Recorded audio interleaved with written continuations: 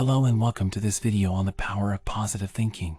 Today, we'll be exploring the ways in which our thoughts can shape our reality and discussing practical strategies for cultivating optimism and resilience. Let's start by looking at the science behind positive thinking. Research has shown that our thoughts and beliefs can have a powerful impact on our physical and mental health. Studies have found that people who maintain a positive outlook on life tend to have stronger immune systems, lower rates of depression and anxiety, and even live longer than their more negative counterparts. One reason for this is that our thoughts can influence the release of chemicals in our brain, such as dopamine and serotonin, which are associated with feelings of pleasure and well-being. By cultivating positive thoughts and emotions, we can increase the production of these chemicals and promote overall health and happiness. So, how can we cultivate positive thinking in our daily lives? One technique is to practice gratitude. By focusing on the things we're thankful for, we can shift our attention away from negative thoughts and emotions and cultivate a sense of abundance and appreciation.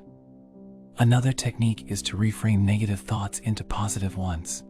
For example, instead of thinking I'm never going to succeed at this, try reframing it as I may face challenges, but I have the skills and determination to overcome them. Finally, it's important to surround ourselves with positive people and environments. By seeking out supportive relationships and engaging in activities that bring us joy, we can cultivate a positive mindset and promote well-being. Let's look at some real-life examples of how positive thinking can make a difference. Consider the case of a professional athlete who faces a setback, such as an injury or loss. By maintaining a positive attitude and focusing on their strengths and accomplishments, they can bounce back from adversity and continue to excel in their sport. Or, consider someone who is facing a difficult challenge in their personal life, such as a breakup or financial hardship.